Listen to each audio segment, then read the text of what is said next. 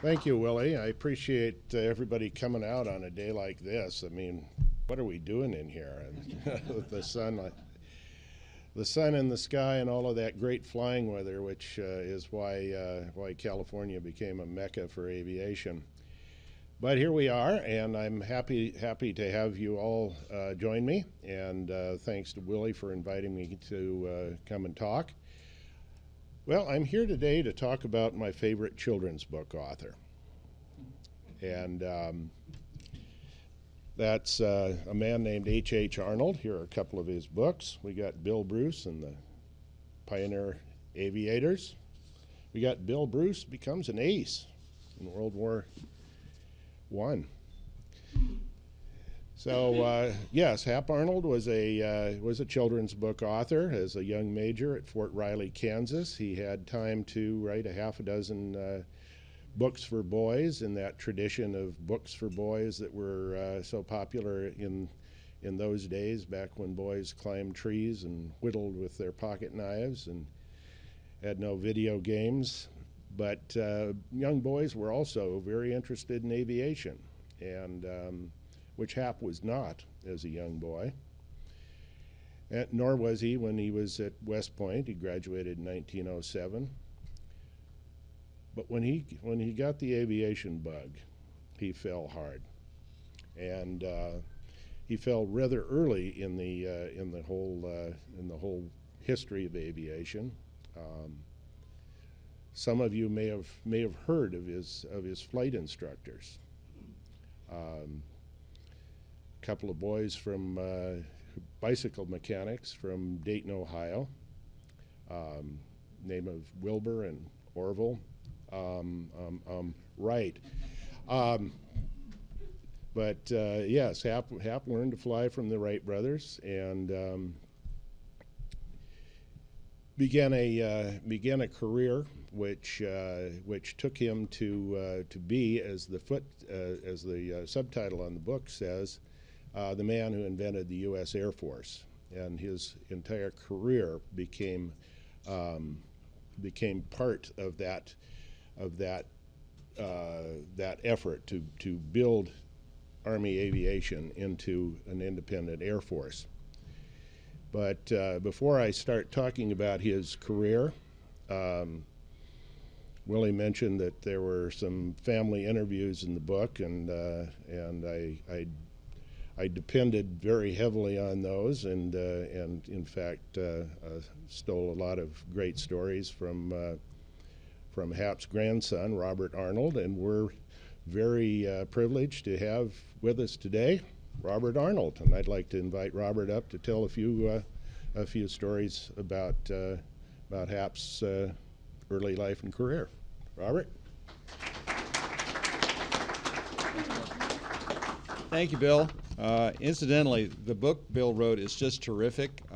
Most of my family members have read it by this time, and I've got positive reviews from everybody. So, and given the nature of my family, when they all agree on something, you know it's pretty good. I'm not an historian. I'm a winemaker from Sonoma, California. Bill's the historian. But I can tell you a couple of stories here that I've heard around the campfire as a young man. And fortunately, my father loved telling stories, and so I've grown up with them, and he also wrote a bunch of them down. My dad was Bruce Arnold. He was the middle of the three sons. They were all West Point graduates, all became colonels in the U.S. military.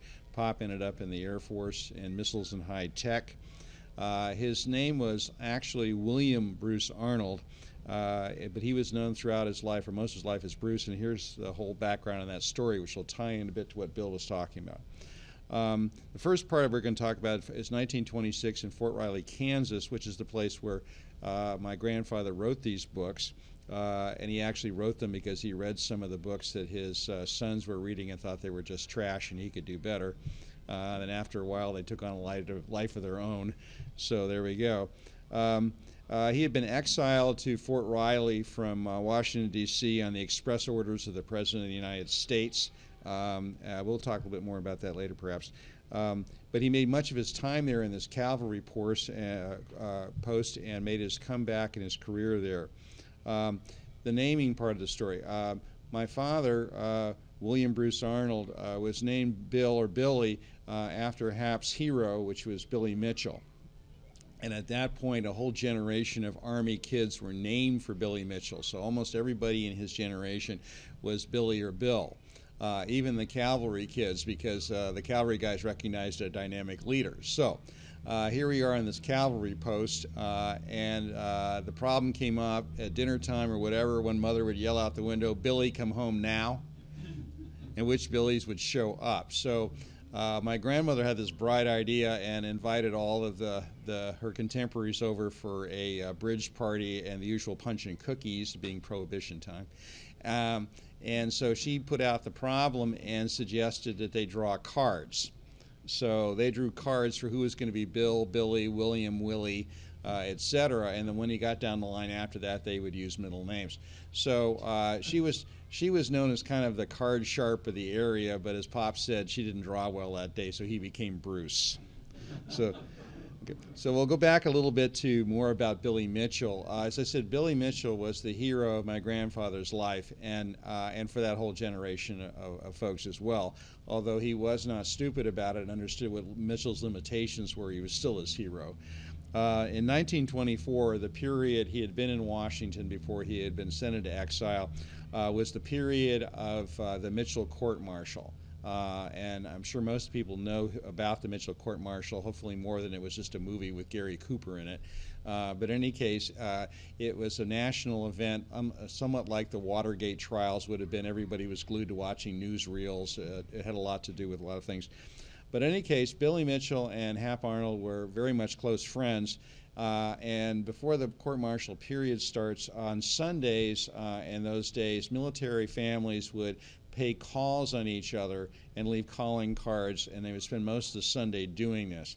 The kids would always be left in the car while the parents went in and did the 5-minute protocol thing. It's a world that does not exist anymore today. One of his close friends was the Mitchells, so they would go out to Virginia, and Billy Mitchell had a large establishment in Virginia. Billy Mitchell had some independent money, which set him also apart from most of his contemporaries. And this was the place where the Arnold family saw the first electric refrigerator they ever saw. Okay, this is now in 1924. So Billy Mitchell took them out into the kitchen and showed them this brand new miracle invention, which was an electric refrigerator, did not require the iceman to show up. And also pulled out an ice tray, which absolutely, they could make his own ice. And this absolutely fascinated the kids, the three of them, my dad, his brother Hank, and his sister Lois. And so the parents went back in the other room to sit down and discuss whatever matters they were discussing. At that point, my father had the bright idea that they could take the ice cubes out and they could sell them on the street because ice was something was sold.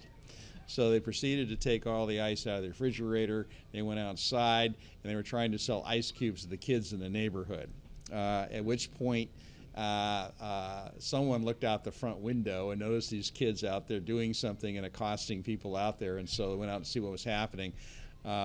My grandparents were deeply embarrassed that their children had been heisting ice cubes from the Mitchell family, but Billy Mitchell thought it was very, very funny. So that's how that story happened there. My father remembered strategy meetings in the living room during the Mitchell court-martial, and at a point there were death threats against him and his sister and brother, so they moved the kids out of Washington. That was that kind of period too. Most people don't know that, but this is a serious matter.